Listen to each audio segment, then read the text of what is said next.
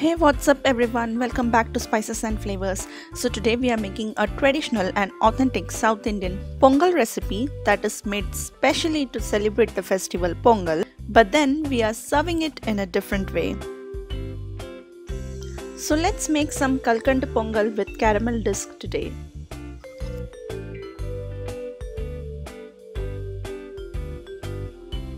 Into my pressure cooker, I have taken up some rice that I have washed and rinsed. You can use any cup size for your measurement. I have used this particular glass here. Make sure that you measure your rest of the ingredients using the same cup. So for this 1 cup of rice, I'm gonna add 3 cups of water using the same measuring glass. Close the lid and pressure cook this for 3 to 4 whistles until the rice is cooked and mushy.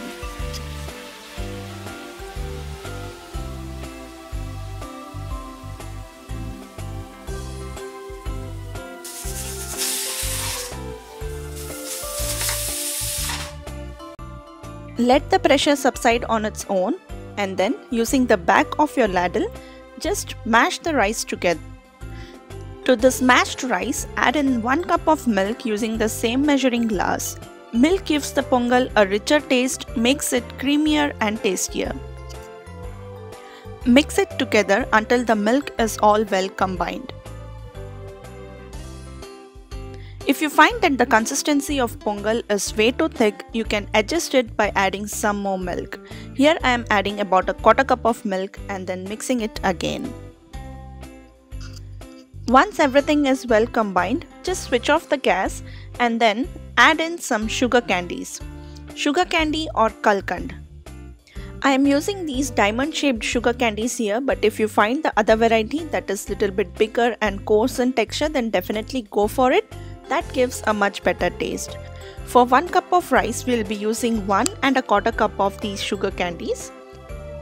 If you remember, the gas is switched off now, but the heat from the milk and rice is enough to melt these sugar candies and bring the Kalkandu Pongal together.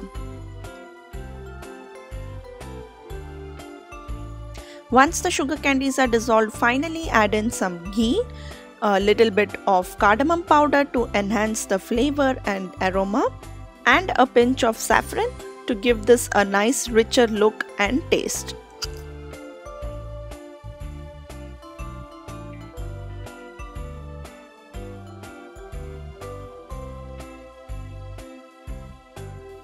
Our Kalkandu Pongal is actually ready to be served, but let's serve this differently today by making these crunchy caramel discs, for which here in a saucepan I have taken up some sugar and water.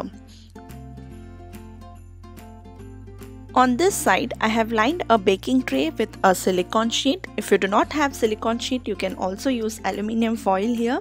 Also prepped up some nuts by chopping them finely, and also keep your cookie cutters ready. Keep everything ready beforehand because the caramel tends to burn quickly, and if it's not ready, there are possibilities that the caramel might turn from golden brown to dark brown.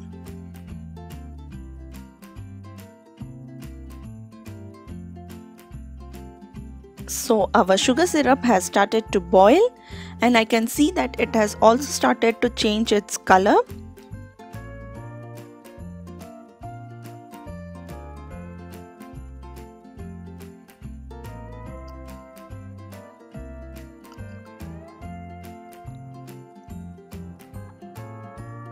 So once it turns golden brown in color, we will quickly add in our chopped nuts, give it a stir and transfer it to the silicone sheet immediately.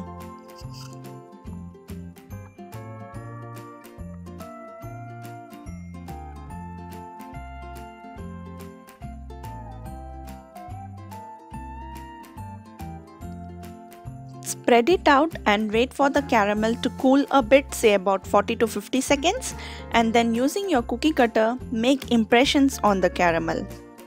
By that, once it cools down completely, you will be able to take out the disc very easily.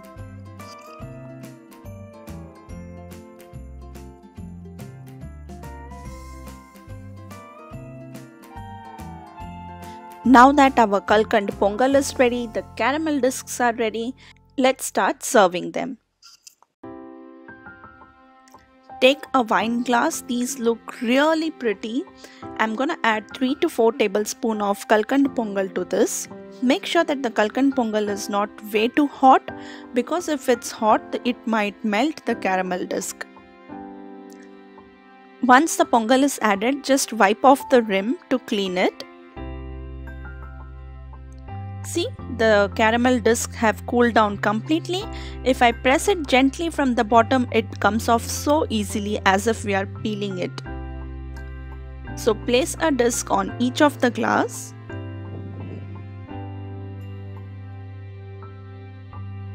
And finally garnish it with some rose petals and some saffron strands.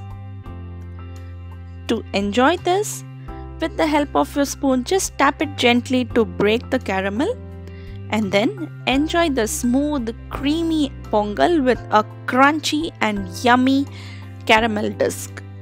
This combination is really fab. You must try it once. If you like my today's video, then please do like this and share it with your friends and family. Subscribe to Spices and Flavors for more such easy vegetarian and baking related recipes. I will see you soon with yet another one. Until then, this is Sushma signing off from Spices and Flavors. Take care. Bye bye.